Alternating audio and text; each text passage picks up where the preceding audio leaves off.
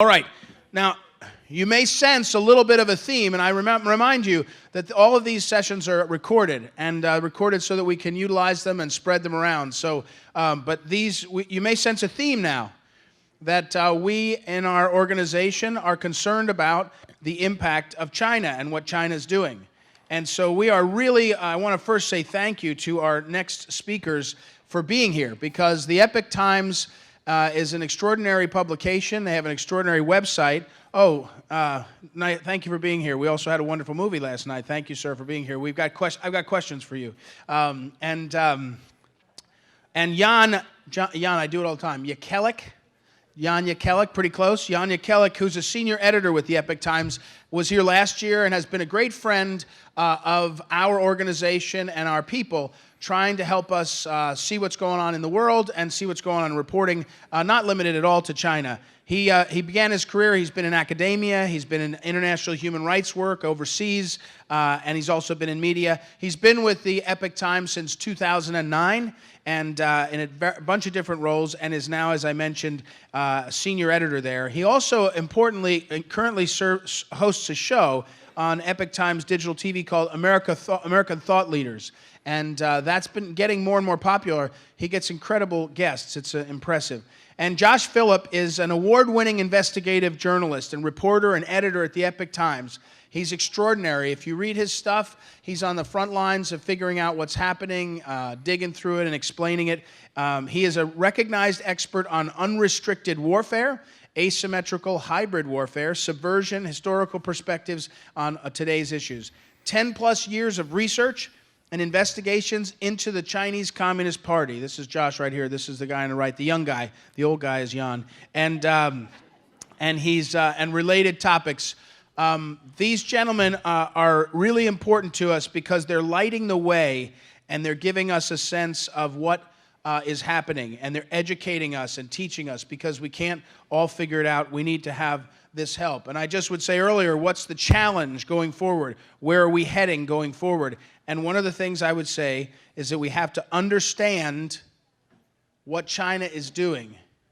And the title of this program is China's Hidden War. Please help me welcome Jan and Josh to the program, guys.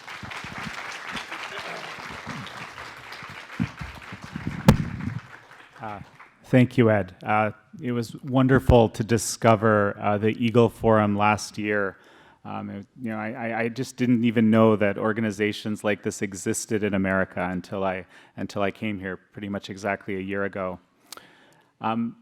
So before we talk about China's hidden war, I wanted to tell you just super briefly why we can talk about it, or why we know a lot about it at the Epoch Times.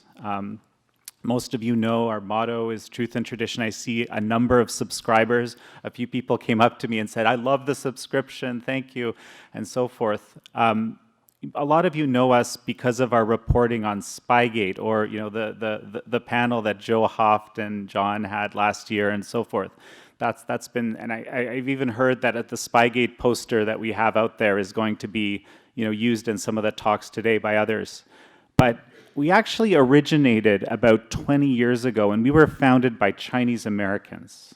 Okay, we were founded super briefly, and there's more information on all this in this magazine that you have in front of you, most likely, unless someone snatched it. We were founded basically to combat Chinese Communist Party disinformation and propaganda. These days, we call that fake news. Back then, that word didn't exist yet. And because we did that, because we were dedicated to exposing what this Chinese regime was doing and all the fake information it was basically pushing into America, we got attacked horribly. I mean, they've basically been trying to destroy us ever since, okay? So that's our acumen. We have our initial reporters in China, we had several. Everyone got arrested. They got prison terms of 3 to 10 years. Chief editor got a 10-year prison sentence. And after that, everything in all our operations in China went underground. And we've cultivated an incredibly deep and hidden network of people who are committed to a free China that give us information. And this is one of the reasons why, for example, Josh, in 2008, basically started reporting in Flushing, in the biggest Chinatown in New York City, about this weird phenomenon where these hordes of Chinese were coming out and basically attacking other Chinese that didn't share the Chinese Communist Party line. What was going on? And in the process, Josh, working with some of these deep insiders that we have, uncovered what people today know to be the United Front.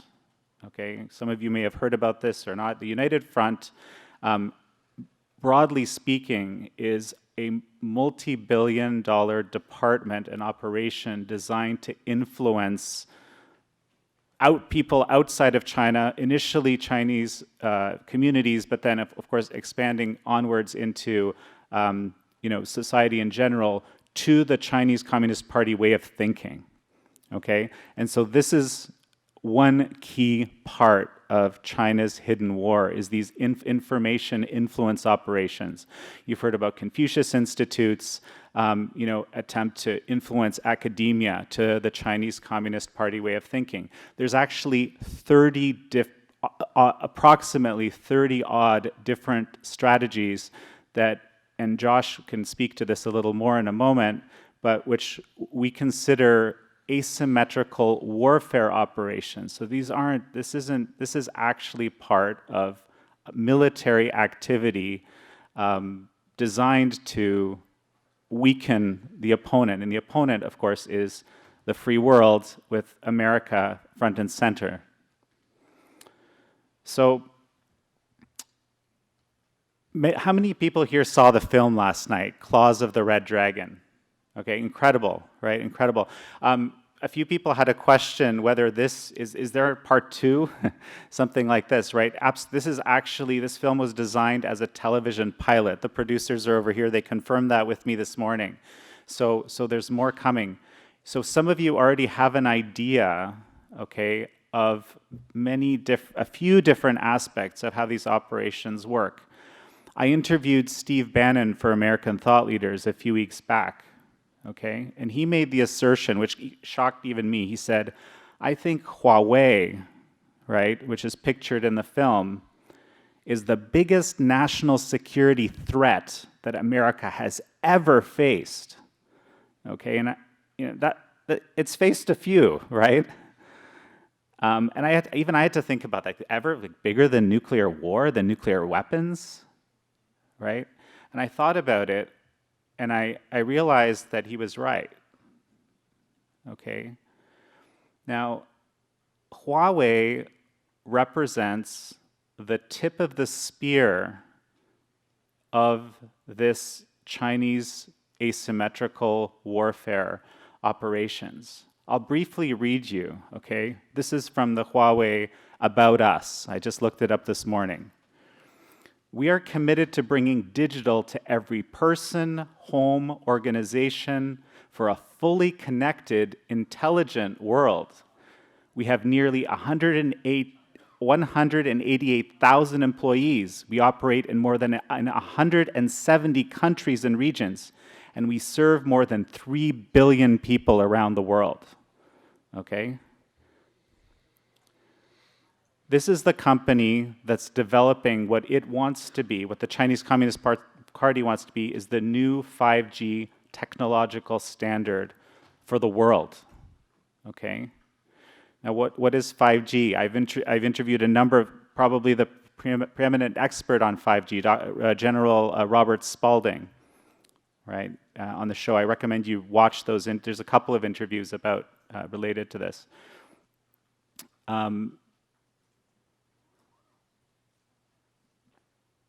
Huawei represents a means of control over every aspect of life that is very, very difficult for us to comprehend right now. 5G is a technology not for helping people communicate with each other quicker, okay? Because everyone knows it's a faster way, right, to pass data along. No, this is a technology that allows machines to communicate with each other. Imagine a driverless car. It has to communicate with the road. It has to communicate with a central server. It has to communicate with your phone and the other devices it has. It has to communicate with the other cars so it doesn't crash into them, right? All this stuff is happening at lightning speed. This is the world, we're a technologically enabled world. And in the Chinese Communist Party vision of this world, Huawei and the Chinese Communist Party have total control over these networks for every single person in the world. Think about that for a sec. So I'm not going to talk more here. We're gonna do a robust question and answer session in a bit.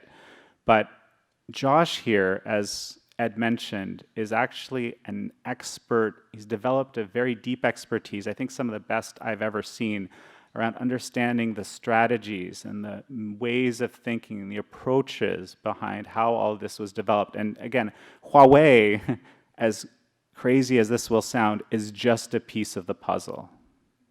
It's just a piece of the puzzle. Josh. So what Huawei represents is, as Jan mentioned, the tip of the spear of the Chinese Communist Party's agenda for the world, not just the West. And what is that? It is the export of the China model. And the China model is the alternate form of government that they are using to challenge the American model. What is the American model of government? It is the international order, right? The Pax Americana, peace under America. It's the idea that that people are endowed with inalienable rights, certain basic rights which government should uphold and defend. It is the idea that if you violate these rights to a significant degree, you will be sanctioned, you will be punished.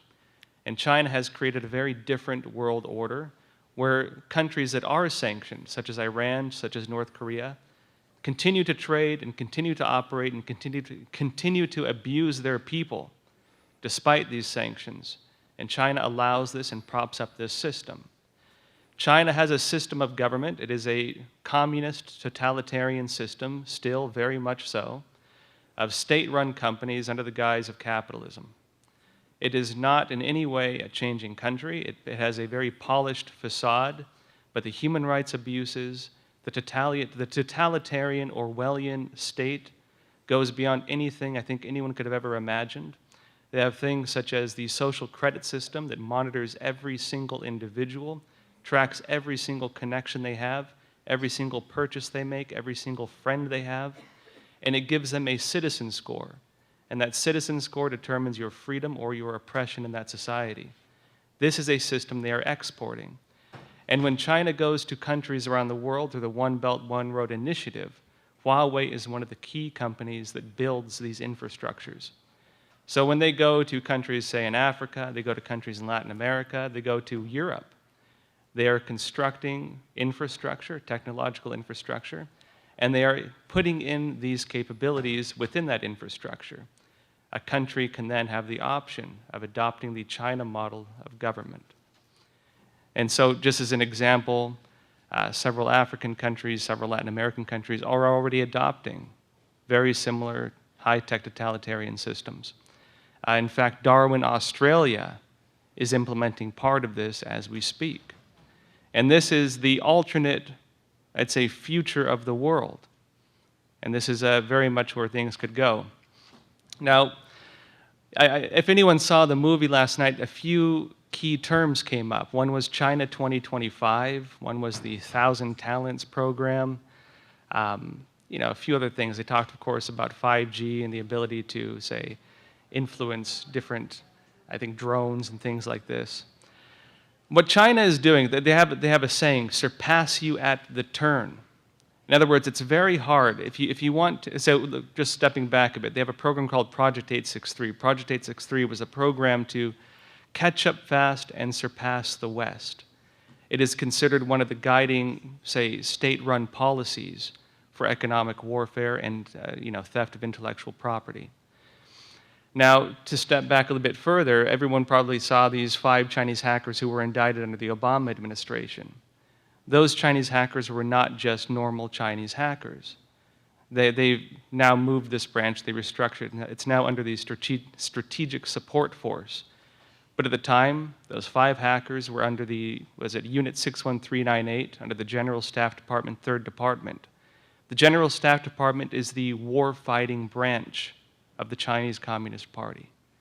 Why was the war-fighting branch of the Chinese Communist Party engaged in stealing intellectual property from American companies? Why was the war-fighting branch engaged in that? Keep in mind, Unit 61398 was one of 22 known operational bureaus. This was a very large operation. And the third department was the Signals Intelligence Department. Next to it was the second department, the Human Intelligence Department. And the fourth department, the Electronics Intelligence Department. These departments work together. They also work in conjunction with many other departments within the Chinese Communist Party. Of course, this has been moved now into the Strategic Support Force. They restructured it to, I think, avoid criticism, right? Now, what did they do after Obama indicted them? Obama met with these, Chinese leaders. They agreed we will no longer steal intellectual property through, these means. What did they do? They used China Telecom and they diverted internet traffic to Chinese networks. In other words, American internet traffic was flowing through Chinese servers where they could steal it anyways. When you talk about companies like Huawei, ZTE, these ones, they say that no, we do not monitor data, we do not steal data. But under Chinese law, all data needs to be controllable and visible by the Chinese Communist Party.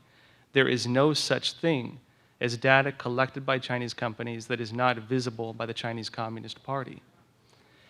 And so when we get into the bigger picture of what Huawei represents, it is a military tool of the Chinese Communist Party to expand its dominance around the world. And it's one that represents the export of the China model, an alternate system meant to challenge the American-led, international order, I guess we could call it. And it's one that represents totalitarianism, one that says you can do whatever you want to your citizens and we will not question you, we will allow it, we do not care. And on that note, too, one of the biggest questions with Huawei is when that woman is indicted to the United States, when the, say, charges are unsealed, who else is going to be exposed? Because when Chinese companies go abroad, this is how they operate. They'll get $10 million to make their deals, and $1 million of that is going to be for bribes. When you go into countries like Latin America, for example, and there's one stakeholder, one person who makes the call, and you say, I will give you $1 million to pass this deal, why should they care? And when you're dealing with big companies, that say that the person who makes the call, they don't really care about, they're going to retire in 5, 10 years anyways before anything comes and affects them. Get a big bribe, why not? And so China has created this system, and a lot of people could be exposed through this, Huawei indictment. We'll have to see what happens. But I think we should get more into the bigger picture. Now, Huawei is one part of many pieces of what the Chinese Communist Party is doing. Jan mentioned there are about 30-ish unconventional warfare tactics used by the Chinese Communist Party. And it's important to understand how this works. When the Chinese Communist Party we hear about things like cyber attacks. We hear about things like culture war with its takeover of Hollywood. We hear about things like fentanyl, things like, this drug crisis. These are part of the Chinese Communist Party's unrestricted warfare system. It is something they talk about publicly, and it's something that our media does not talk about or tell us about typically. And what is it? Now think about what is the goal of warfare. What would a country want to achieve in war? They have done that, and they said, how can we achieve those exact same goals without having to engage the United States in troop-on-troop combat? How do you obtain those exact same goals without having to engage in open warfare? And being a communist country that controls every single facet of Chinese society, they weaponized every single facet of Chinese society. And they are using that to wage war on the West. Now, to go over some of these tactics, there is non-military, trans-military, and unconventional military. Non-military could be things like culture warfare. How do you destroy the moral fabric of your enemy's societies? What is drug warfare, right? It is meant to corrupt the youth of a country, to gain control over the criminal networks of a country. Keep in mind that China is the largest supplier of precursor chemicals to the Mexican drug cartels. Keep in mind that they are the main source of all these synthetic drugs making their way into the United States. A great book on this is Red Cocaine by Joseph Douglas. He talks about the whole history of drug warfare and how it started under the Soviet Union, under Cuba, and under the Chinese Communist Party. Mao Zedong talked about revolutionary opium, how to weaponize drugs, and how to use these. That was Red Cocaine, I saw some people writing, by Joseph Douglas. If you get into cyber warfare, you get into economic warfare, it's how do you control the GDP of a country? You get into business warfare, how do you control the say, death by 1,000 cuts approach? How do you steal from them what they produce?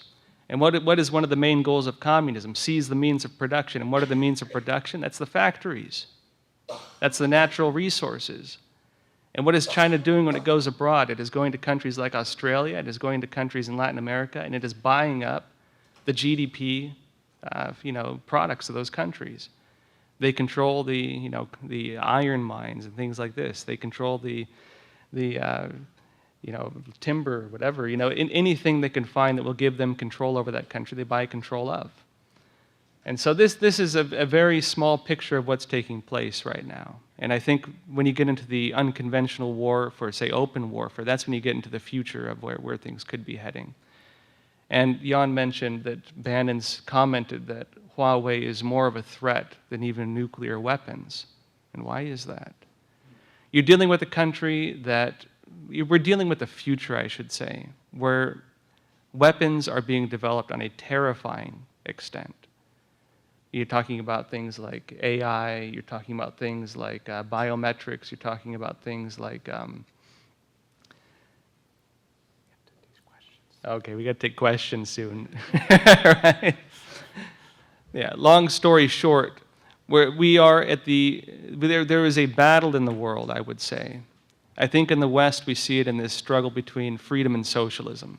This idea that we could lose our freedoms, that the nature of the life we know could change.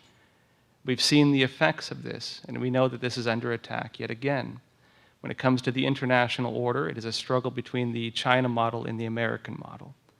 And Huawei, of course, represents a key facet in that. So we can do questions now. Okay, good. You can. I've seen our president tweet and tout 5G.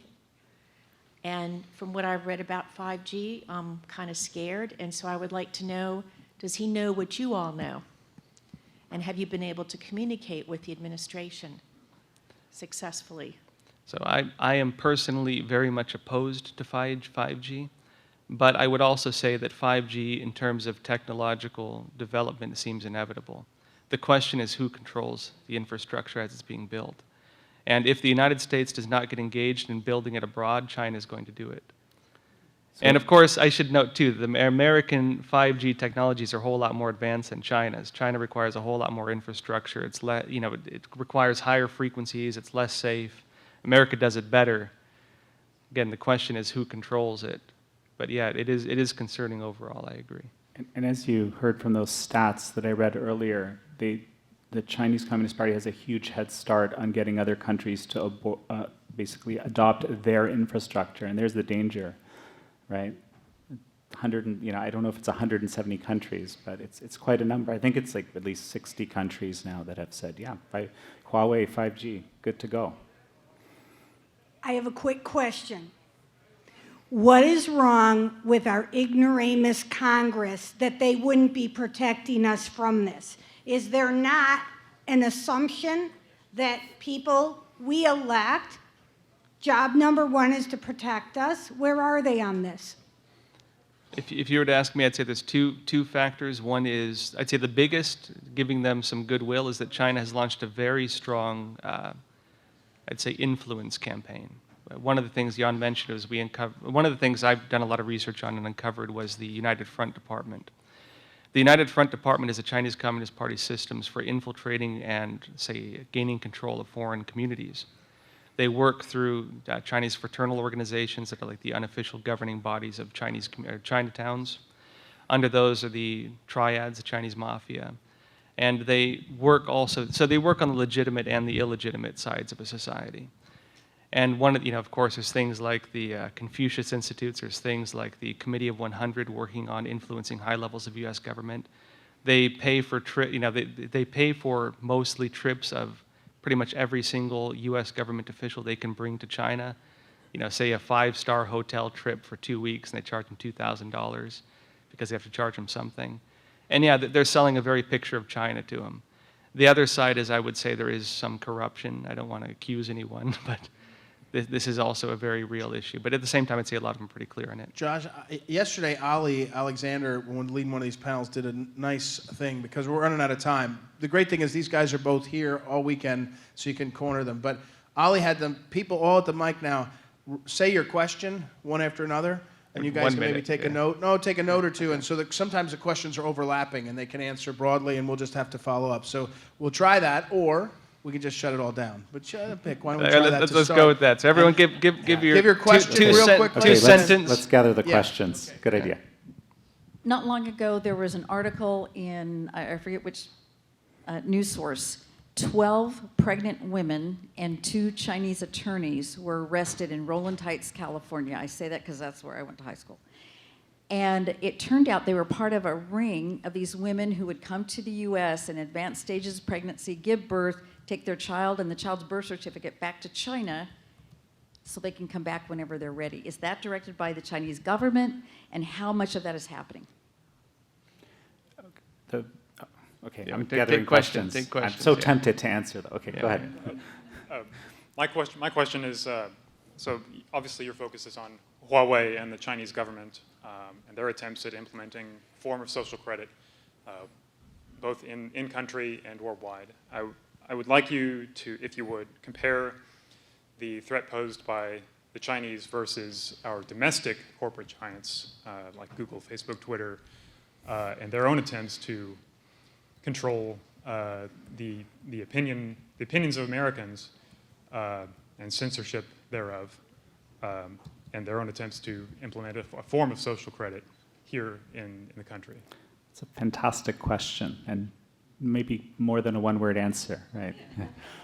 Apologize for being repetitive, but also on 5G, I read on Facebook that if they implement that, like here in the States, that would be like everyone in a microwave all being zapped by the 5G. So I didn't know if, FYI, your thoughts. Can you expound on the fact that Google is building an R&D center in China, giving the technology to the Chinese, and my understanding is the Chinese are giving all new technology to their military?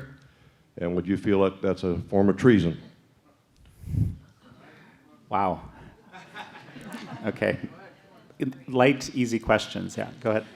Yes, there is an increase in the United States in taking data from our students out of the school. They just passed a law, and President Trump signed it into law, the FIPA law, the Federal Evidence-Based Policy Act, which would then bring data from multiple agencies. And China has been buying up these social emotional apps, like in Edmundo as well. Are you aware of that, and can you expound on that? Yeah. I'm a skeptic of what you're proposing. Isn't China in big trouble, big debt, 3 times GDP, unrest in Hong Kong, diplomatically isolated with almost no allies whatsoever that would come to their aid? Right, so that's an important one. Maybe we'll I start with think that we one. need a conference, another conference for these. This is like, these are like the best questions ever, seriously. You got like 2 minutes to answer them all. So I'll Go start ahead. with them. That's a great point. Yes, and fully agreed. And if Trump can act quickly, I believe that China can be stopped. But at the same time, when it comes, so the Chinese Communist Party's economy is, a lot of people describe it as a Ponzi scheme. They can print money, they just want to keep people working, but they are facing severe internal instability. People no longer fear the Chinese Communist Party, and they are looking to the United States to support them. The Chinese Communist Party internally is facing daily mass protests, and they crush these brutally sometimes. Hong Kong is the tip of the iceberg when it comes to this, but is the most visible. If Trump can really stand up to China, I believe it can be stopped. And it's true, it's not nearly as powerful as it likes to say it is. But it is making a huge push into other countries right now. Latin America, Africa, but also Europe, Western Europe. Steve yesterday referenced we win, they lose. Some of you were at, probably everyone was at that speech. in this case, if America, if the U.S. plays it right, it could be we win, they win, as in the Chinese people win, right? And the Chinese Communist Party loses. Joe, do you want to? Joe, we just got its comments or questions. Go ahead. Real quick, yeah, we're going to be talking about this afternoon. Joe lives in Hong Kong and is a businessman. Go ahead. That's right. So we're going to talk about that this afternoon, the financial impact and the challenges China's going through. So that's an excellent question. And I wanted to mention, yes, I live in Hong Kong. And yes, we do have, there are laws that mandate that we give the keys to our kingdom for our IT servers, et cetera, in China to the Chinese government. I can tell you how we deal with that. And yeah, a lot of challenges right now, a lot going on in Hong Kong as well, which is, connected to this whole discussion. So thanks, guys. Thank you, Joe. That's this afternoon. Joe Hoft and John Schlafly this afternoon. Thanks, Joe. All right, guys, let's thank these two gentlemen, Jan and Josh. Thank you very much.